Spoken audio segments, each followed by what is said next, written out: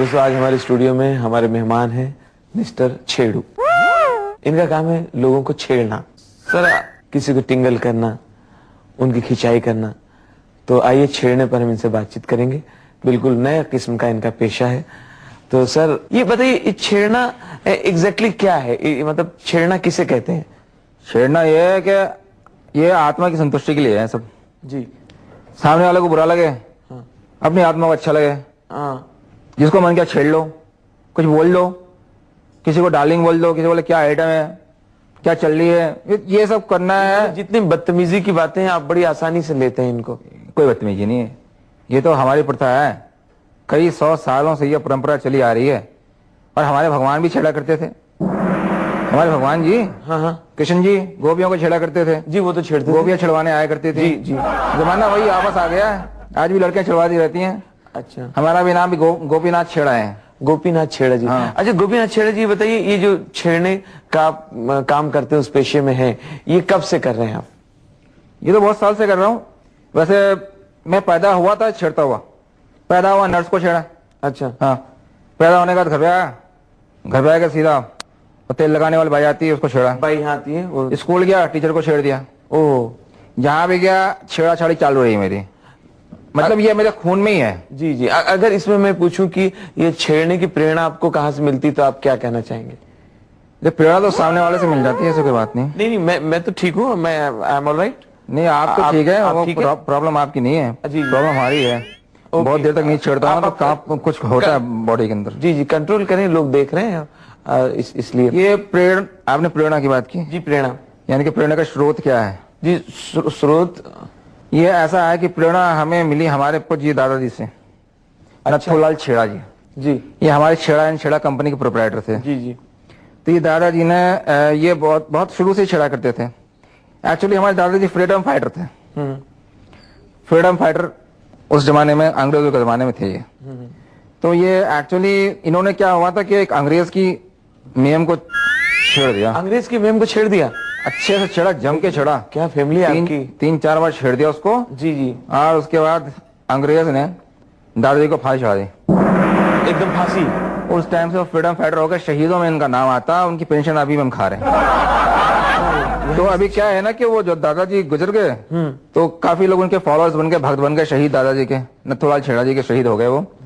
तो सबके सब मिलके अंग्रेजों की बीवियों को छेड़ने लगे और अंग्रेज परेशान हो गए इससे, और फिर वो भारत छोड़ के चले गए। और इसी तरह से हमारा भारत आजाद हुआ।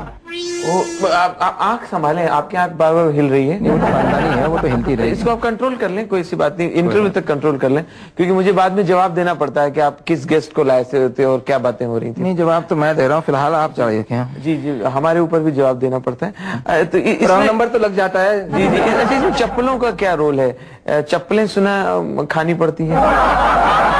बहुत बड़ा रोल है जी इसके अंदर। चप्पलें तो हमारे क्या है ना कि खानदान में सबने खाई है। चप्पलें तो खाना बहुत बड़ा, मतलब हमारे घर में किसी ने चप्पलें ना खाई हैं तो उसने क्या छेड़ा तो क्या छेड़ा। अच्छा। हमारे मामा जी ने चप्पलों की दुकान खोल ली छेड़ के। अच्छा, इसमें मैंने सुना है कि जमाने ने बड़ी तरक्की की। आप ही का कहीं लेख पढ़ रहा था जी, हाँ। उसमें आपने लिखा था कि छेड़ू पत्रिका पढ़ी होगी आपने? जी, छेड़ू पत्रिका के आप संपादक हैं। जी। जी, उसमें आपने लिखा है कि पहले वो लड़कियां चप्पलों से मारती थी जिनको आप छेड़ते थे। जी जी। अभी वो लड़कियां आपको चप्पलों से मारती हैं जिनको नहीं छेड़ते हैं। आजकल के 4-5 लड़के जा रहे हैं जी, फर्स्ट क्लास आइटम में जा रही हैं। हाँ। कोई साड़ी में, कोई सूट में, कोई स्कर्ट में, कोई जीन्स में, अच्छी शर्ट में जा रही हैं। आपने एक को छेड़ दिया, एक अच्छी लग गया आपको, एक को छेड़ दिया, एक को छेड़ दिया आपने। क्या जा रही है माधुरी दीक्षित? आप एग्जाम्पल ना दें। कैसी लग रही हो? नहीं, आप उदाहरण पलट कर देख, एक नजर। आप उदाहरण के बगैर बताएं। वैसे उदाहरण नहीं है, ये हमारे धंधे को उसूल बता रही है, ये डायलॉग्स हमारे। एक घूम के आ गई जी, देखा, मुस्कुराई, वो वहीं रुकी थी, बाकी 3 आ गई। क्यों भाई? माधुरी दीक्षित तो वही है, हम कौन है? निरूपण आए हैं, सुलोचना है।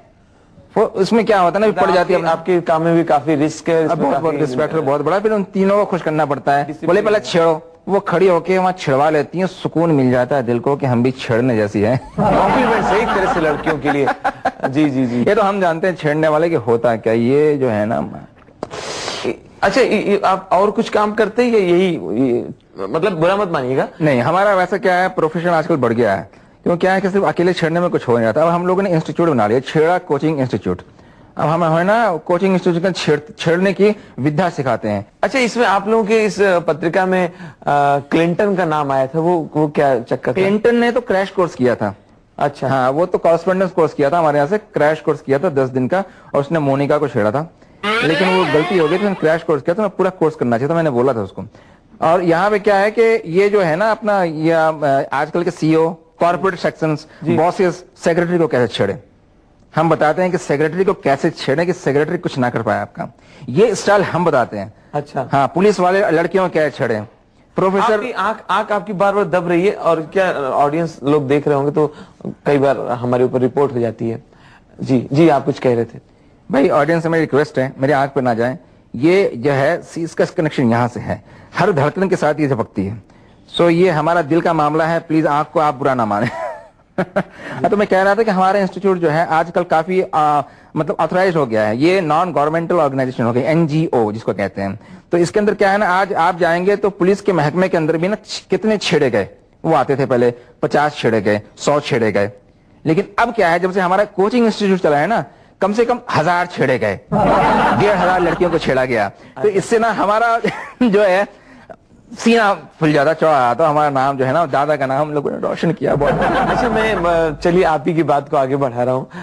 आपने अपने किस्म का बड़ा नया पेशा अख्तियार किया है, जैसे कि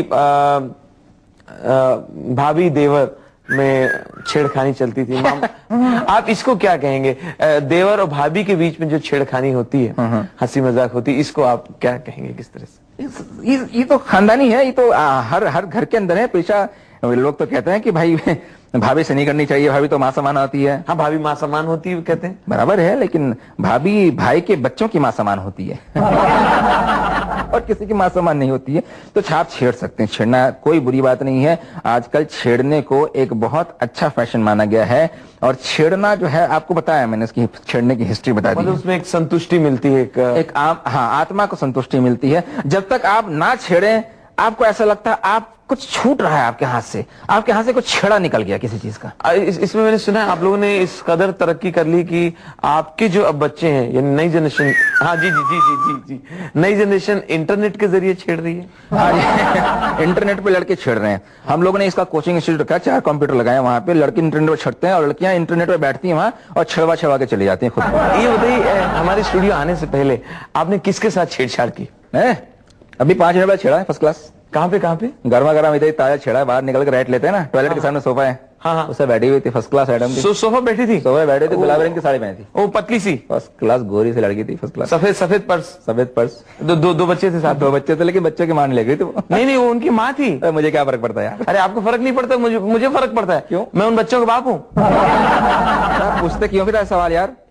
नहीं, चलो कोई बात नहीं, मैंने फिर भी आप, मैं तो बहन जी करके छेड़ा था वैसे। नहीं, मैं बता रहा हूँ, मैं कह रहा था बहन जी आप अच्छी लग रही हैं आज। मैं आपके प्रोफेशन में रिस्क बहुत है, लेकिन फिर भी ऊपर वाले से प्रार्थना करूंगा कि आपको चप्पलें ना पड़े, आप कहीं गिरा के मारे ना जाएं चौराहे पे। आपको मुझे डाउट है कि आपको लिटा के पुलिस वाले लाठियों से मारेंगे और आपके बालों में के बीच में कटिंग करके चौराहा बना देंगे। जी, ये तो हमारा सम्मान है जी, हमारे प्रोफेशन में सम्मान कहते हैं इसको, और इस तरह से सम्मान हमारे यहाँ काफी लगे हुए हैं। दोस्तों, मैं इस समय काफी इसमें खतरे में हूँ। अब प्रोग्राम खत्म करते हैं, क्योंकि कुछ ठीक नहीं आगे क्या हो जाए और आप हमारी कंप्लेंट आने लगे कि ये क्या। जी, तो बस प्रोग्राम यहीं पर हम समाप्त करते हैं। और एक सेकेंड, आपके स्टूडियो आने का बहुत बहुत शुक्रिया।